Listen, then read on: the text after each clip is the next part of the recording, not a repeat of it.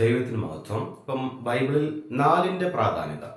നാല് എന്ന് കാണുമ്പോൾ നമുക്ക് പ്രധാനമായിട്ടും ഈ ഭൂമിയുടെ സൃഷ്ടിയുമായി ബന്ധപ്പെട്ട് അതായത് നമുക്ക് കാലങ്ങളെയും അടയാളങ്ങളെയും സൂചിപ്പിക്കുന്നു നാല്. പിന്നെ കൂടാതെ സ്പെഷ്യൽ മിറക്കിൾസ്, സ്പെഷ്യൽ പ്രോഫസി, അങ്ങനെയൊക്കെ ചിന്തിക്കാം. സംതിങ് സ്പെഷ്യലാണ്. അത് ഈ ഭൂമിയുടെ കാലങ്ങളുമായിട്ട് ആദ്യം നമുക്ക് നാലാമത്തെ ദിവസമാണ് ദൈവം വെളിച്ചങ്ങളെ, അതായത് പകല്, അതുപോലെ ഇരുട്ട്, ഇതിനെ വേർതിരിക്കാൻ വേണ്ടി വലിയ വെളിച്ചവും ചെറിയ വെളിച്ചവും ഒക്കെ സൃഷ്ടിച്ചത് നാലാമത്തെ ദിവസമാണ്, ഫോർത്ത് ഡേ ആണ്.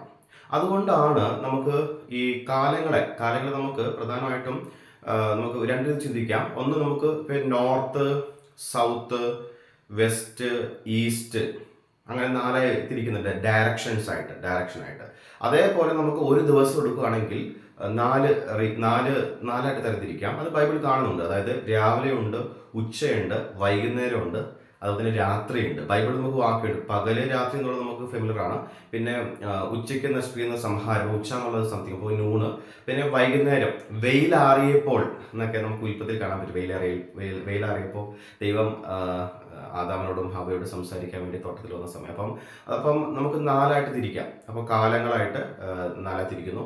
പിന്നെ ഞാൻ പറഞ്ഞ പോലെ നോർത്ത്, ഈസ്റ്റ്, സൗത്ത്, വെസ്റ്റ്. അപ്പം ഞാൻ അതിൽ ചുരുക്കി പറയുകയാണെങ്കിൽ ന്യൂസ് അല്ലേ, അതായത് ഇപ്പം നോർത്ത്, ഈസ്റ്റ്, അതുപോലെ തന്നെ വെസ്റ്റ്, സൗത്ത്, ന്യൂസ്. അപ്പം ഞാനത് ചിന്തിക്കുന്നത് നമ്മൾ ഗുഡ് ന്യൂസ് നമുക്ക് സുവിശേഷം 4 ഉണ്ട്. അപ്പോൾ സുവിശേഷം 4. അപ്പം അങ്ങനെ അത് ലോകം മൊത്തം സുവിശേഷം അറിയാം. ഭൂമിയിൽ എന്നും ഭൂമിയിൽ എവിടെയും 4. അപ്പം ആ രീതിയിലൊക്കെ നമുക്ക് 4 ചിന്തിക്കാം.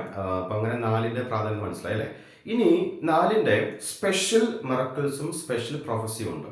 അത് നമുക്ക് സ്പെഷ്യൽ മിറക്കിൾ പറയുകയാണെങ്കിൽ ഇപ്പം എല്ലാ മിറക്കിൾസും സ്പെഷ്യലാണ്. എങ്കിലും ഇപ്പം 4നെ കുറിച്ച് പറയുന്നത് നിങ്ങൾ ശ്രദ്ധിക്കുക. നമുക്ക് ശദ്രക്ക്, മേശക്ക്, അബേദ്നെഗോവും തീയിലിട്ട സമയത്ത് യേശുക്രിസ്തു 4ാമനായി അവരുടെ എന്ത് ചെയ്തു? തീയിലിറങ്ങി അവരെ വിടുവിച്ചു. അത് 4 അവിടെ 4 കാണുന്നത് സ്പെഷ്യൽ മിറക്കിളാണത്. Something amazing. അതേപോലെ തന്നെ ഈ ലാസറിനെ ഉയർപ്പിച്ചത് 4ാം ദിവസം. അപ്പം ആ 4 ദിവസമായി അല്ലേ നാറ്റം ഭാവിച്ചു തുടങ്ങി. അപ്പം ആ ഫോർത്ത് ഡേയിൽ വിടുതൽ കിട്ടി. അത് സ്പെഷ്യൽ മിറക്കിളാണ്. കാരണം എല്ലാം കൈവിട്ടു. കാരണം എല്ലാം അസ്തമിച്ചു, എല്ലാ കാര്യങ്ങളും, എല്ലാ പ്രതീക്ഷ, എല്ലാ ഹോപ്പും നഷ്ടപ്പെട്ടിട്ട് ഫോർത്ത് ഡേ ആണ്. സ്പെഷ്യൽ മിറക്കിളാണത്. എല്ലാ മിറക്കിൾസും സ്പെഷ്യൽ ആണെങ്കിലും അതൊരു സ്പെഷ്യൽ മിറക്കിളായി നമുക്ക് എടുക്കാം അല്ലേ. അത് അന്ന് അവിടെ ആ മിറക്കിൾ സംഭവിച്ചപ്പോൾ ഒരുപാട് യഹൂദന്മാർ യേശുവിനെ അറിയാതെയായി യഥാർത്ഥത്തിൽ മസീഹാണെന്ന്. അപ്പോൾ അതൊരു സ്പെഷ്യൽ ആയിട്ട് എടുക്കാം. അതേപോലെ സ്പെഷ്യൽ പ്രൊഫസിയുമായി ബന്ധപ്പെട്ട്, അതായത് വെച്ചാൽ നമുക്ക് ബൈബിളിൽ 4 മേജർ പ്രൊഫറ്റ്സ് ആണ് പ്രധാനമായിട്ടുള്ളത്. 4 മേജർ പ്രൊഫറ്റ്സ്. അത് ലൈക്ക് യെശയ്യാവ്, യിരെമ്യാവ്, യെഹെസ്കേൽ, ദാനിയേൽ. വേദപണ്ഡിതന്മാർ പ്രധാനമായിട്ട് ഈ 4 ഇതാണ് മേജർ പ്രൊഫറ്റ്സ് ആയിട്ട് കണക്കാക്കിയിരുന്നത്. അപ്പോൾ അവിടെ 4 കാണാൻ പറ്റും. അതേപോലെ തന്നെ പ്രൊഫസിയുമായി ബന്ധപ്പെട്ട് നമുക്ക് യേശുക്രിസ്തുവിൻ്റെ വസ്ത്രം ക്രൂശിക്കപ്പെട്ട ശേഷം ഈ പടയാളികൾ 4ആയിട്ട് വിഭാഗിച്ചു എന്ന് പറയുന്നത് അത് ഒരു ഫുൾഫിൽമെന്റ്. സങ്കീർത്തനത്തിലുള്ള ഒരു പ്രവചനമുണ്ട് പഴയ നിയമത്തിൽ. അത് ഫുൾഫിൽമെന്റ് ആയിരുന്നു. ആ പ്രൊഫസി ഫുൾഫിൽ ചെയ്തു കേട്ടോ. അപ്പോൾ അവിടെ പ്രവചനവുമായി ബന്ധപ്പെട്ട് ഈ 4ന് ബന്ധമുണ്ട്. അപ്പോൾ അത് കൃത്യമായി കാണാൻ പറ്റും.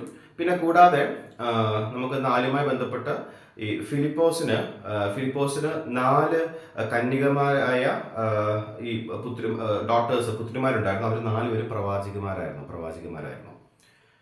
അപ്പോൾ 4ന് അത്രയും പ്രാധാന്യത ഞാൻ ബൈബിളിൽ നിന്ന് ഒബ്സർവ് ചെയ്യാൻ പറ്റി. അപ്പോൾ ഈ 4 എന്ന് കാണുമ്പോൾ പ്രധാനമായിട്ടും കാലങ്ങൾ, അടയാളങ്ങൾ, പിന്നെ സ്പെഷ്യൽ മിറക്കിൾ, സ്പെഷ്യൽ പ്രൊഫസി അല്ലെ prophecy of fulfilment, something special. Okay, God bless you.